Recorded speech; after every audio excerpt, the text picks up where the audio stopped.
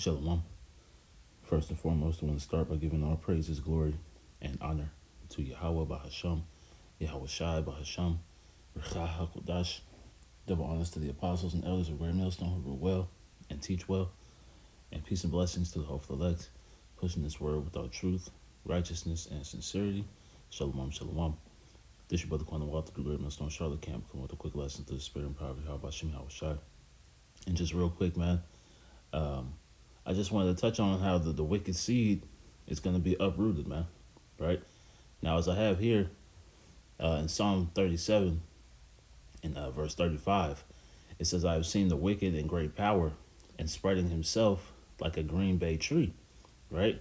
Now, we know that Esau's influence is spread throughout the entire earth, man. Right? But when you look into, the how trees grow, the roots are always spread further than the treetops, man. Right? It's almost 2 times as long, right, as the canopies are, man. Right? So just likening that to, right, what Esau shows you on the surface, right, the depths of his wickedness spread way further than what you can see, right? And that's why he has to be uprooted from the roots, man. Right? Just like any weed, right? People who take care of their gardens and yards and things of that nature, right? You got to uproot it from the roots or it's going to come back, right? And Esau's roots are deep, right? They're intertwined, right, through every facet of society, and they go back to, right, those wicked origins, starting with the serpent, man, right? The spirit of the serpent, right? The spirit of Cain, right? Going into the spirit of Esau, man, right? Them taking hold of the mantle of those Canaanites, right, and those practices, right, bringing that witchcraft into the earth, right, all these things, right, are those deep roots, right, that Esau, right, has spread throughout the earth, right, and as a green bay tree, right, it's covered the globe, right, and that's why he needs to be completely eradicated, man, right. Let's see real quick. Job is 20. Salakia. This is Job chapter 20, and it might be 18. Let me see.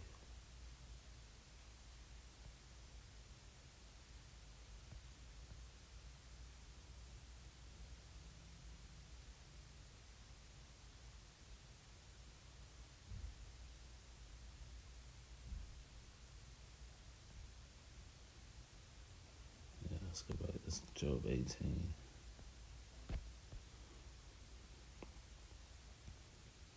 Job 18, and we'll start in verse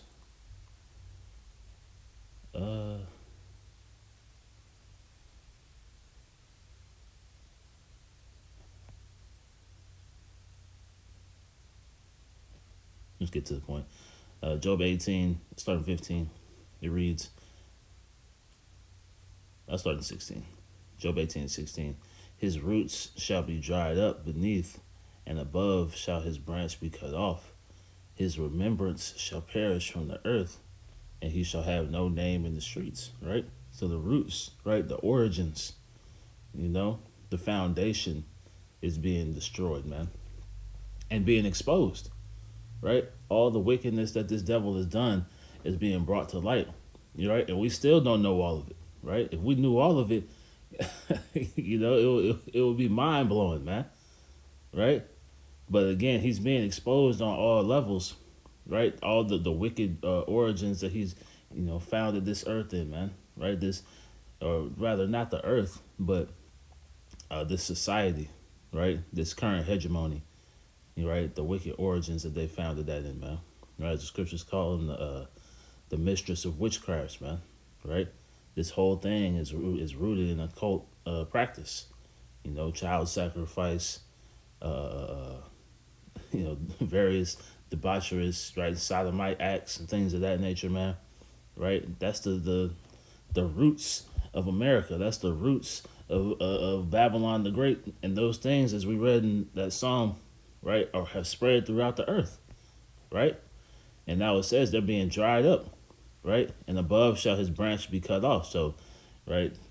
This speaking of their heritage, but in their remembrance, but everything about Esau, right? His influence, right? It's going to be completely forgotten, right? That's why he has to be, completely done away with and shown no mercy, man, right? Because that's that weed. He has to be completely eradicated, man, right? Edomites are going to be extinct in the kingdom, man, right? They're going to go extinct. They're going to serve their captivity and then be completely done away with, man, right? Let's go to, since I quoted it, this is Nahum chapter 3. And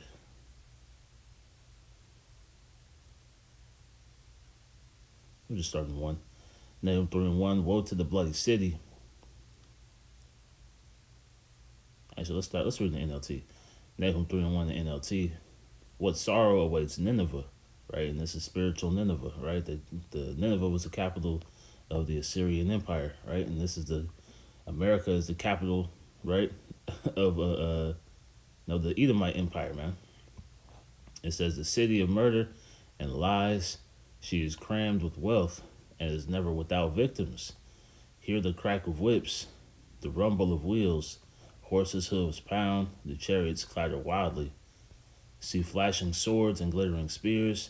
As the charioteers charge past, there are countless casualties, heaps of bodies, so many bodies that people stumble over them. And that's what's going to come, right, during Jacob's trouble, right, World War III, the sedition that's going to be upon America, you know,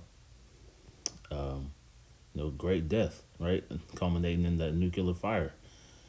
All this because Nineveh, the beautiful and faithless city, mistress of deadly charms, enticed the nations with her beauty. She taught them all her magic, enchanting people everywhere, right? So that's that spread. That's the roots of wickedness, man, right? As it says in the KJV, right? The well-favored harlot, right? The mistress of witchcrafts, the mother of witchcrafts, right? The beginning, They just picked up the mantle of those Canaanites, man. You right? It says she taught them all her magic, enchanting people everywhere. So that's what's gonna be, to their shame, right? That's the reason why they have to be completely eradicated, man. Because that spirit is never gonna leave them. It says, "I am your enemy," says the Lord of Heaven's armies. "And now I will lift up your skirt. I will lift your skirts and show the earth all your nakedness and shame." And that's what's being shown, man. Right? The nakedness and shame of this devil, man. Right? The idolatry, the Satan worship, the murder, the cannibalism, the child sacrifice, all of it, man. Right? The communion with spirits, all these things are coming to the light. Right? Eat the blood, the bloodshed that they relish in. Right? And what's it say? "Since thou hast not hated blood, blood shall overtake thee." Roughly paraphrasing, right? And that's what's overtaking them right now, man. That's their fear, because they know the scriptures, man, right? And they're afraid of the scriptures coming true, and they see it happening before their eyes, and that's where their great fear lies, man, because they don't want to be held responsible for their actions. Let's see. Verse 6, "I will cover you with filth and show the world how vile you really are," right? Viler than the earth, right? We'll say Job 30, the base man, right? They've been putting on a good front, for these last few hundred years, right? But now that exposure, right, is coming, right? Even when a plant might look healthy on the top, but when you pull those roots out, you see the rot underneath there, man. Right? And that's what's being exposed, of Esau Edom. It says, "All who see you will shrink back and say, 'Nineveh lies in ruins. Where are the mourners? Does anyone regret your destruction?'" Ultimately, no. Right? Now they're as the scriptures tell you in I believe it's Revelation 18, the The nations are gonna. Actually, let me just get. I don't want to butcher. Right. Um, let me see. Yeah, it's Revelation 18:9. The kings of the earth who have committed fornication and lived deliciously with her shall bewail her and lament for her when they shall see the smoke of her burning. Right? It says, standing afar off for the fear of her torment, saying, Alas, alas, that great city Babylon, that mighty city, for in 1 hour is thy judgment come. So that being in the same spirit of that Nahum, right? Because they're not gonna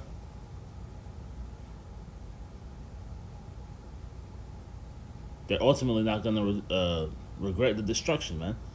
Right? They may feel it for a time, but when they see the benefit of not having Esau in rulership, right, they're gonna wish it happened sooner, man. Right? just like us, man. Right? We want these things to happen faster and faster because we know the severity that the earth is under right now, man. The chokehold that Esau Edom has put on existence, right? Him wanting to destroy, right, everything that reminds him of Yahweh Bashem Yahweh Shai, right? But again, that's why the wicked seed needs to be uprooted, man, right? Every last root needs to be destroyed, and as we read, it's going to be dried up, right? The roots and the branches, man, right? From nose to tail, right? Now let's go to Proverbs 2. This is Proverbs 2 and 21. It reads, For the upright shall dwell in the land, and the perfect shall remain in it, right? The chosen, right? Starting with the elect, with Yahweh Shai, King David, 12 to 144,000, right? That governing body, right? Along with the innumerable multitude, right? Those first fruits, the first fruit spirits established in eternity, under Yahweh Shai, man. Right? Those are the perfect, right? They're going to remain in it, right? And then the rest of Israel is going to be brought into that, man, right? And the perfect are going to be able to continue in righteousness, man, right? Continue to build the earth, right? The galaxy, the universe, right? But like it says here, verse 22, but the wicked shall be cut off from the earth, and the transgressors shall be rooted out of it, man, right? And like it says in the NLT, the treacherous will be uprooted, man. And Esau is the most treacherous man, right? He is the treacherous man, right? The vile man, the base man, right? The man of death, the harbinger of death and destruction, man, right? Like the scriptures tell you, man, the thief cometh not but to steal, kill, and destroy. That's his whole MO. That's his whole purpose on earth. And he's a perfect devil, man, right? But in being perfect in his lot, right, he's going to have to be destroyed, man, right? And completely removed from existence, for the betterment of of the earth, man, for the betterment of eternity, right? Yeah, what's it say?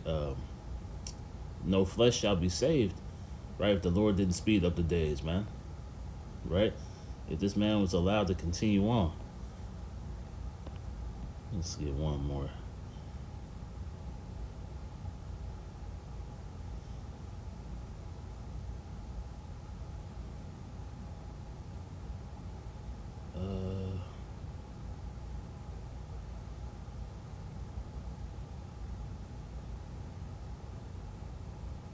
Did we finish that, Job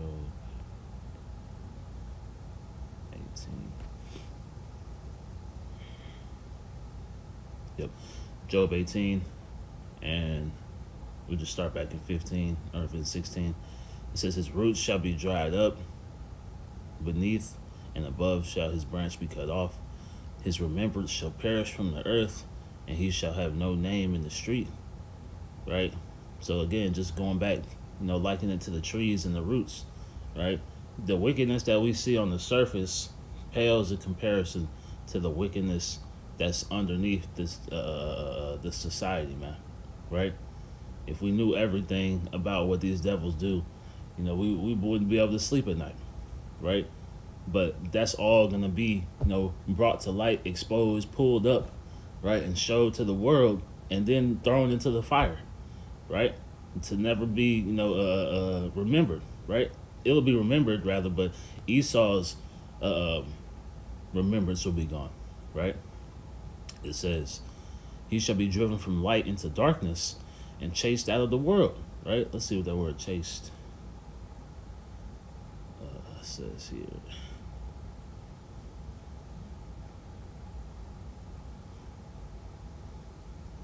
Nadad. It says to retreat, flee, depart, move, wander abroad. Right, and that started with him being what, that fugitive and that vagabond, man. Right, so he's been on the run since the garden, and now it's gonna continue until his final, destruction, man. Right, he's being removed out of power. Right, he's being forced to give up his position, man. You know, going back,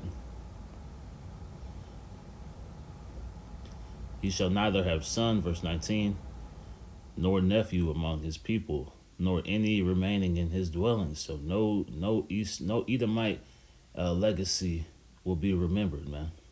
Right? Not one. Like I think it was King David. He said he slew, or he sought to slay everyone that pisseth on the wall. Roughly paraphrasing, man. Right?